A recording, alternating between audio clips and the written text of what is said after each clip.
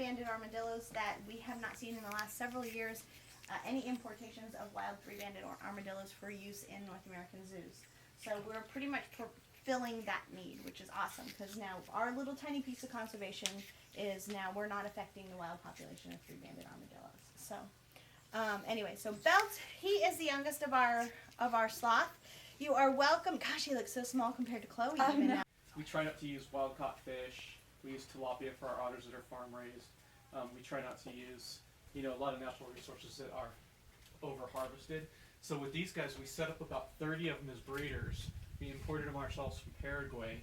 And the reason we did that is because about 50% of them were dying that were coming into the United States because people don't know how to take care of them, either in their native country or here before they're shipped. So in the wild, they're going to use those long claws that she has on the front feet, and she's going to dig through leaf litter and rotten logs looking for ants and termites, because that is going to be her primary diet, are small insects. Just like an anteater, once she found maybe an ant hill or a termite mound and gets all those insects all stirred up, she's got a long sticky tongue that she would then slurp up her meal with. We've tried the insects with some of the ones we got originally, and they weren't close enough to their wild diet that they didn't really care. And then the captive born ones don't even know what an insect is. So. And basically the best way to describe Beetlejuice is he's a big, goofy puppy in bird clothes. Yeah. Oh, you got stuff. Yeah. Hi, we see you. I know, you're very funny. And we actually used to bring him out into the area with our guests when he was younger. He came to us from Busch Gardens in Florida.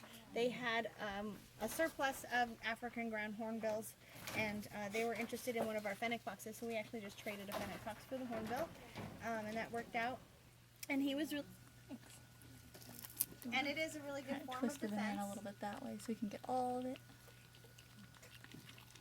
The crested porcupines, their quills are a little bit different than the North American porcupines in the sense that the North American porcupines, they have microscopic barbs. There you go. I could take the When you see banana like peel, in movies and stuff, when and you're the just dog going to gets a give him face the full of apple so quills, he can take it and get off. there's no way for that dog to get those quills out because they've got those microscopic barbs that continue to work I can help you up. in. You only keep them in Australia. I know. When I was little, my mom used to say. Eat the treats, and we're hoping that they'll learn that behavior from there. We don't need to just chew on this one. There you go. Only just a little. The little baby went in the house. You're so cute. I hear you purr. Do you purr like cuties?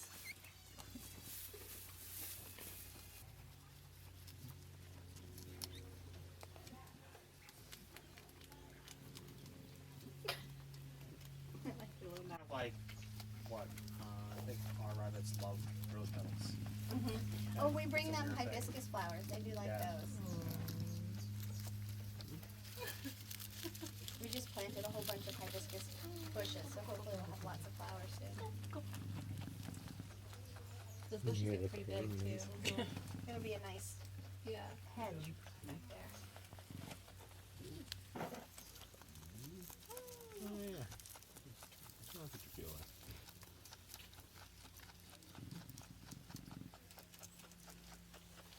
It's so funny. They're very particular about which leaf they want.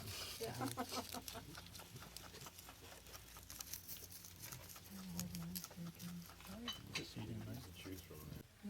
The one's not. The baby's not. Out. in the bush. They're really gentle with their mouths. Yeah, they are. You can put like your finger with food on it in their mouth, and they won't eat the food. It's really surprising because they can't really like see their mouths. So you would think they would just. Maybe that's why they're. Yeah, maybe that is why. That gotta be.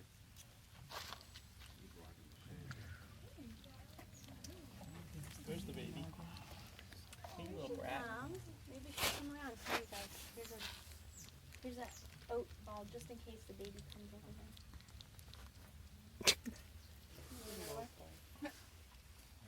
You always find them around water. And they can get up to about 25 pounds. Oh wow, that's pretty So look at the tree leaves and the shade and the sun shining through them. how it makes the dappling. That's why spotted deer and spotted things like tapirs and these guys have the spots. And I They think live in a these- forest environment and it breaks up the. I think these guys look. Oh, I dropped it. I don't have any more. He does. There it goes. Right on the ground. That's right. They'll get it later when they know they don't have other options. Oh, noms. Sorry, I'm standing between the kangaroos. Yeah. You might have to kind of like shove the banana under his face. Again, So- it's all that intelligence thing that I was talking about. These guys are definitely at the instinctual end of the spectrum. Look, it's over here. The strange things about kangaroos is they are a marsupial, and Oh, Australia yeah, has you can feed him if lots and lots of marsupial Shift over mammals. that The way. only non-marsupial, the only placental mammal they have is a flying fox. Dingoes were introduced by the Aborigines, and so were, and then the rabbits by humans. The equivalent of a grazer, like a pronghorn antelope or some of the gazelle in Africa. Is it enough? Okay, I'm standing by.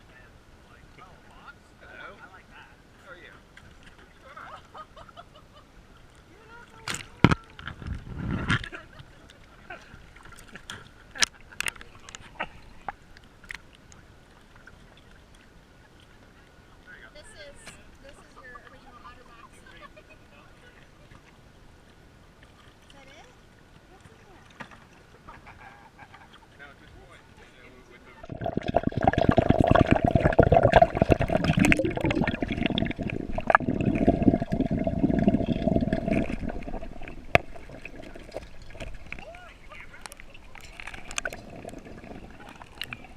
I'm just watching they just bump your nose because it's got rubber on it.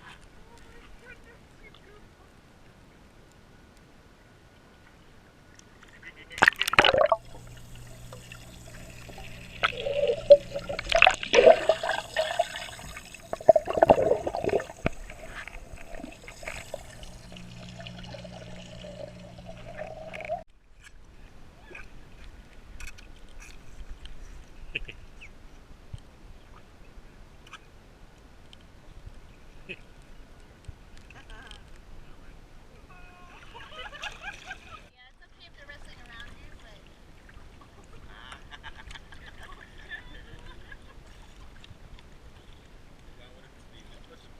That's okay. If they're near you wrestling, come on, stand near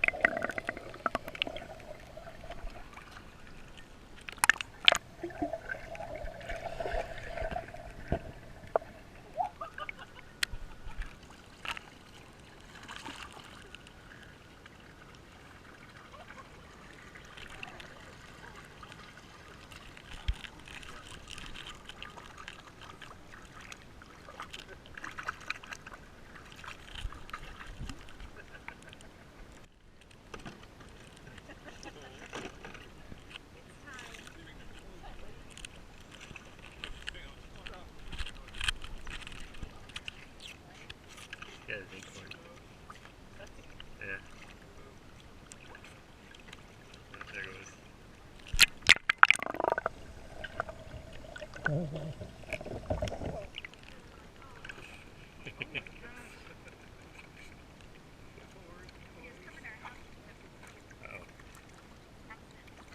I'm gonna put this in here.